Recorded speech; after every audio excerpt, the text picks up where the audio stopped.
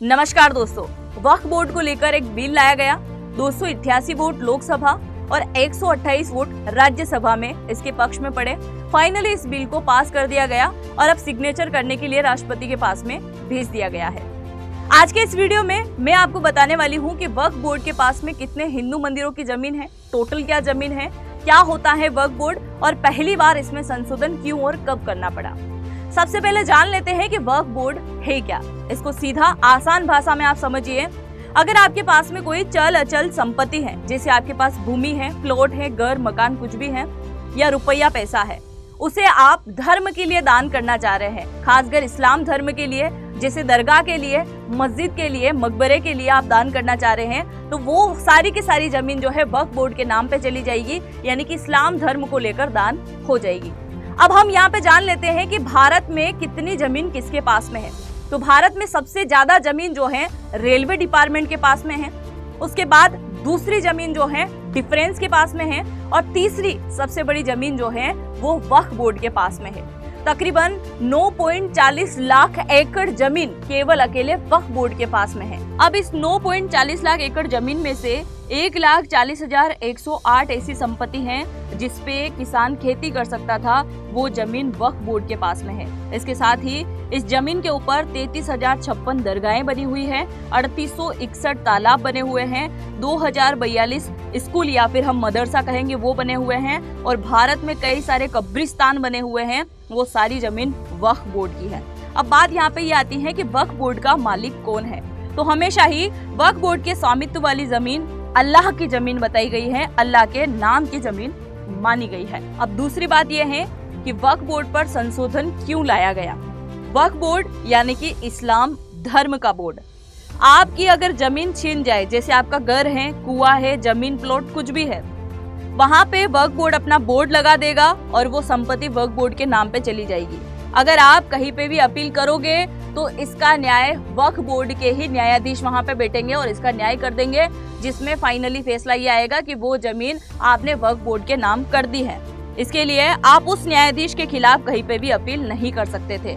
पर अब सरकार ने टोटल 5 बड़े बदलाव कर दिए हैं, जिससे वक्फ बोर्ड आपसे आपकी जमीन नहीं छीन पाएगा।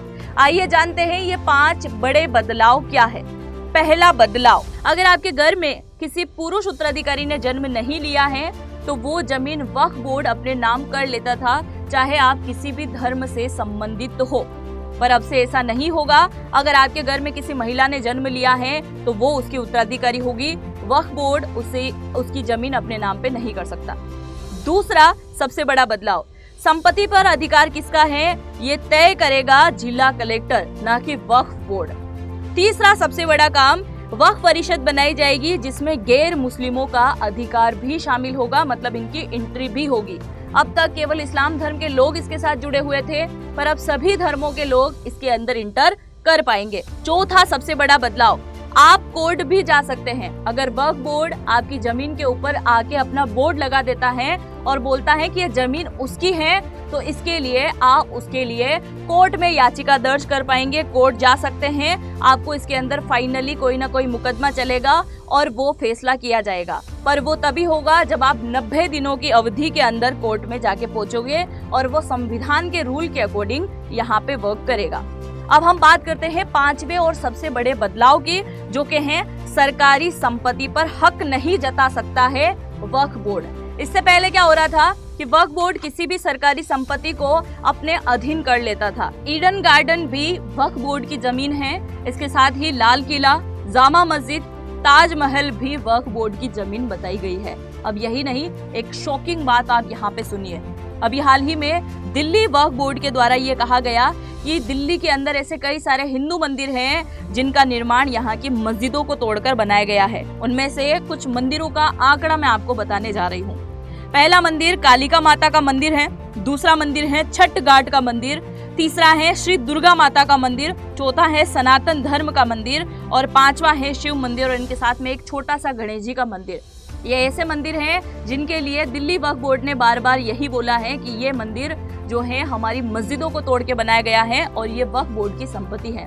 जबकि मंदिरों के जितने भी ट्रस्टी हैं उन सबका ये कहना है कि ये मंदिर जब आपका वक्फ बोर्ड बना ही नहीं था उससे पहले ही बना दिए गए थे। इसके साथ ही वक्फ बोर्ड ने दिल्ली की लगभग 123 ऐसी प्राइम लोकेशन हैं जिन्हें अपने नाम कर लिया है। इसके साथ ही तमिलनाडु, आंध्र प्रदेश, तेलंगाना के कुछ हिस्सों को भी अपने नाम किया है।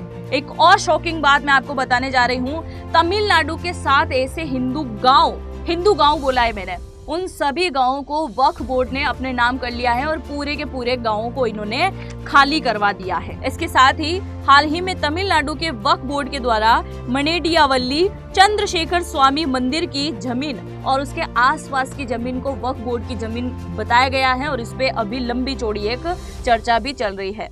अब दूसरा प्रश्न ये आता है कि कई सारे क्षेत्र में जो हिंदुओं की जमीन थी वो वक्फ बोर्ड ने छीन ली है, पर एक बात यहाँ पे आएगी माइंड में, क्या वक्फ बोर्ड इन जमीनों को बेचता है या नहीं बेचता है? तो हमेशा याद रखिएगा कि वक्फ बोर्ड इन जमीनों को कभी नहीं बेचता है, बल्कि इनका उपयोग अपने कब्रिस्तान, मदरसे बनाने के लिए, मस्जिदें बनाने के लिए यूज करता है। अब सबसे पहले ये जान लेते हैं कि वक्फ बोर्ड कब बना। तो 1913 में इसे बनाया गया, 1923 में इसे औपचारिक मान्यता दी गई, 2005 में इसने सबसे पहले ताजमहल पे अपना आधिपत्य जताया। वक्फ अधिनियम 1995 के अकॉर्डिंग 40 से भी ज्यादा संशोधन किए गए। पहली बार ये चर्चा में आया था अगस्त 2024 में। फाइनली फरवरी 2025 में 14 संशोधन के साथ में इसको लोकसभा में पेश किया गया और इसके ऊपर 8 घंटे की चर्चा दी गई, पर विपक्ष की पार्टी के कहने पर ये चर्चा 12 घंटे तक कर दी गई। 40 नेताओं ने बहस किया और फाइनली इस बिल को पास कर दिया गया। अगर आप इस बिल से संबंधित दूसरा पार्ट चाहते हैं तो मुझे जरूर से कमेंट सेक्शन में लिखिएगा। चैनल पर पहली बार आए हैं तो चैनल को सब्सक्राइब करना बिल्कुल भी मत भूलिएगा। इस वीडियो को लाइक कीजिएगा और अपने दोस्तों के साथ में शेयर करना बिल्कुल भी मत भूलिएगा। हम मिलते हैं नेक्स्ट वीडियो में, तब तक के लिए बहुत बहुत धन्यवाद।